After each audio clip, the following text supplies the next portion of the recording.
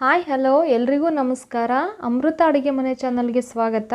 ಇವತ್ತು ನನ್ನ ಚಾನೆಲ್ನಲ್ಲಿ ಒಂದು ಇನ್ಸ್ಟೆಂಟ್ ಆಗಿರುವ ಹಾಗೆ ದೇಹಕ್ಕೆ ತಂಪಾಗಿರುವ ಆರೋಗ್ಯಕ್ಕೂ ಒಳ್ಳೆಯದಾಗಿರುವ ಒಂದು ಸಪೋಟಾ ಮಿಲ್ಕ್ ಶೇಕನ್ನು ಯಾವ ರೀತಿ ಮಾಡೋದು ಅಂತ ತೋರಿಸ್ಕೊಡ್ತಾ ಇದ್ದೀನಿ.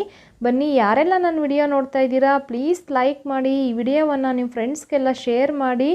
ಇದುವರೆಗೂ ಯಾರೆಲ್ಲ ನನ್ನ ಚಾನಲ್ಗೆ ಸಬ್ಸ್ಕ್ರೈಬ್ ಆಗಿಲ್ಲ ಈಗಲೇ ಸಬ್ಸ್ಕ್ರೈಬ್ ಆಗಿ ಮುಂದಿನ ವಿಡಿಯೋಗಳ ನೋಟಿಫಿಕೇಷನ್ಗಾಗಿ ಪಕ್ಕದಲ್ಲಿರೋ ಬೆಲ್ ಐಕನ್ ಕ್ಲಿಕ್ ಮಾಡಿ. ಈ ಒಂದು ಮಿಲ್ಕ್ ಶೇಕು ದೇಹಕ್ಕೆ ತಂಪಾಗಿರುತ್ತೆ, ಹಾಗೆ ಆರೋಗ್ಯಕ್ಕೂ ಕೂಡ ತುಂಬ ಒಳ್ಳೆಯದು. ಬನ್ನಿ ಈಗ ಯಾವ ರೀತಿ ಮಾಡೋದು ಅಂತ ನೋಡೋಣ. ಇಲ್ಲಿ ಚಿಕ್ಕು ಮಿಲ್ಕ್ ಶೇಕ್ ಮಾಡಲು ನಾನು ಒಂದು 4 ಸಪೋಟ ಹಣ್ಣನ್ನು ತಗೊಂಡು ಈ ರೀತಿ ಕಟ್ ಮಾಡ್ಕೊಂಡಿದ್ದೀನಿ. ನೋಡಿ, ಈಗ ನಾವು ಸಿಪ್ಪೆನ ಈ ರೀತಿಯಾಗಿ ತೆಕ್ಕೊಬೇಕು. ಇದನ್ನು ಸಿಪ್ಪೆ ತೆಗೆದು ಮಾಡಬೇಕು.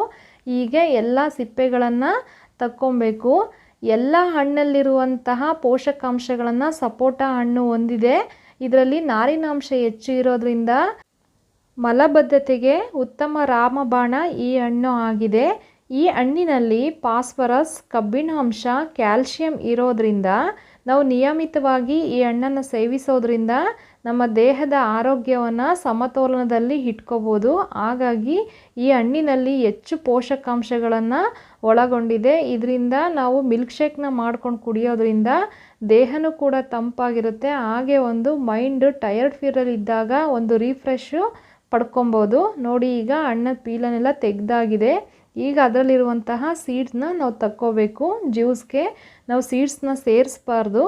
ಈಗ ಎಲ್ಲ ಸೀಡ್ಸ್ನ ನೀವು ನೋಡಿಕೊಂಡು ಕ್ಲೀನಾಗಿ ಸೀಡ್ಸ್ನೆಲ್ಲ ತಕ್ಕೊಂಡು ಇದನ್ನು ಒಂದು ಜ್ಯೂಸ್ ಜಾರ್ನಲ್ಲಿ ಹಾಕ್ಕೊಳ್ಳಿ. ನಿಮ್ಮಲ್ಲಿ ಜ್ಯೂಸ್ ಜಾರ್ ಇಲ್ಲ ಅಂದರೆ ಈ ರೀತಿ ಮಿಕ್ಸಿ ಜಾರ್ನಲ್ಲೇ ಹಾಕ್ಕೊಂಡು ಮಾಡ್ಕೊಬೋದು.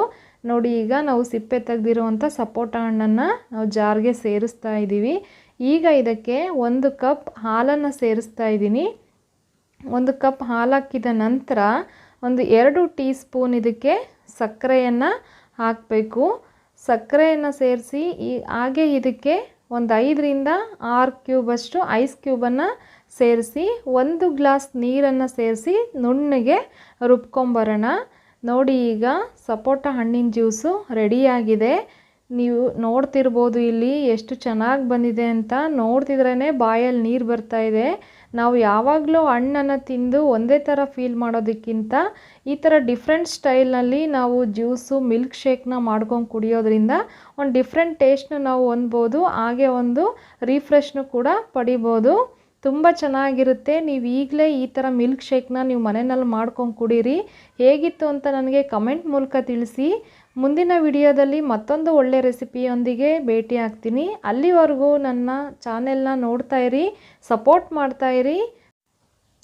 ನನ್ನ ಚಾನೆಲ್ನ ಈಗಲೇ ಸಬ್ಸ್ಕ್ರೈಬ್ ಮಾಡ್ಕೊಳ್ರಿ. Keep watching. Thank you.